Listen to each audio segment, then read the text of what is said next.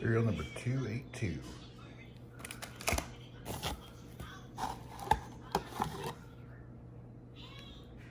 Grip screw maybe?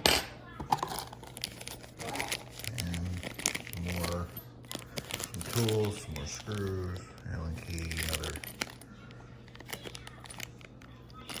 another selector lever. All right, cool. Get this puppy put in.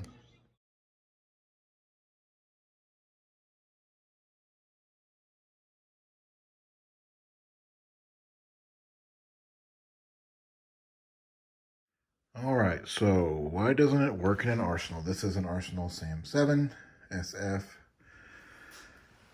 Well, there is this, let me see if I can do this with my camera and the pointer. There's this little spot here, this little protuberance. It sticks up just behind where your trigger goes through, down there. That gets in the way, and the shelf at the bottom piece of the trigger has to sit flush against here. Like a normal stamped AK, like a Sega, doesn't have this piece. So this gun, this is why they say it doesn't work in some Arsenal guns. This piece would have to be ground down. Problem is, if I ever decide not to use this trigger again and want to put this trigger back in it, I'm not exactly sure what this does. So I'm trying to focus. But this little piece of the disconnector looks like it comes down and is blocked by it or something. I don't know. But that's that. And the Vepr is the same way. Same trigger, same little protuberance that sticks up there. Just this little piece right here. So if you wanted to do it, you could ground that down, and I'm assuming the trigger would work fine then.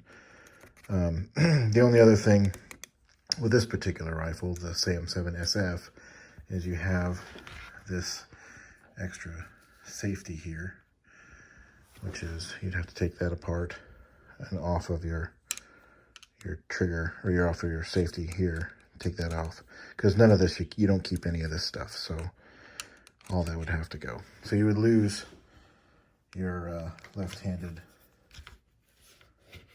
safety. This is really hard to do on a phone. So that is that. That's why it doesn't work in the Arsenal, and that's why it doesn't work in the Vepr. So what does it work in? It does not work in. This is a Hungarian underfolder. And it does not, I mean, it has a little bit of a thing here, but nothing like the other one. And that's fine. And then this piece would be gone. That's where your trigger hits. But the reason it won't work in this is you have this mechanism for the underfolding stock.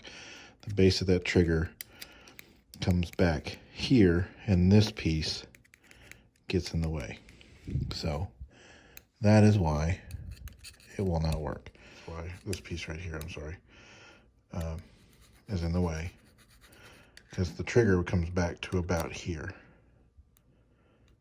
You can see where my stick is pointing. So this piece is in the way. So that's why the underfolder doesn't work. This is my Sega. This one's in 223. That's a modified magwell welded on there. And then here is the Franklin binary trigger installed in it. And you'll see that it's, well, as you saw in the beginning, it's a large flat base, triggers all inside of it. And that is it installed in the gun. And then you have your replacement grip screw, which is longer. Which is longer to accommodate that, because you're not going to use your plate anymore, your retainer screw. You're going to replace that with the back of the trigger, and that holds it in. And that's how it fits in there. But this does not have that protuberance underneath on the floor plate there, so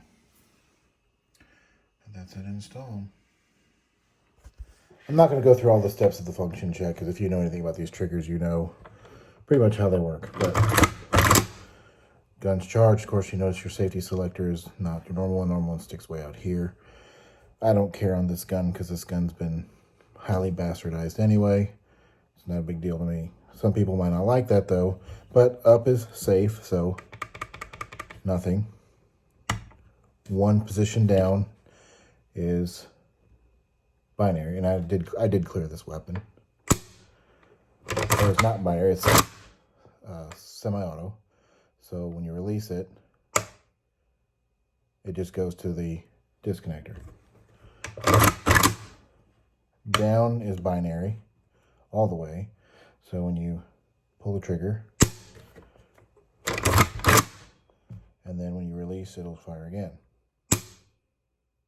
So it does work. And then you can go back up. It's safe, but it won't let you cock the gun. You have to do kind of like an AR, won't let you go into safe if you're not hammer back. So, all right, that's pretty much it. It's basic and it works, and I'll get some range video here shortly, and we'll do that. But I mean, I fired these binary triggers and other guns, and they work pretty well.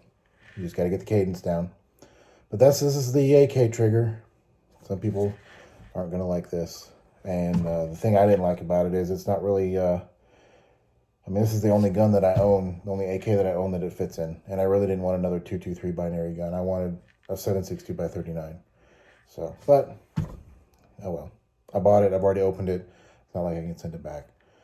So it'll stay in here. That's all I got. Thanks for watching.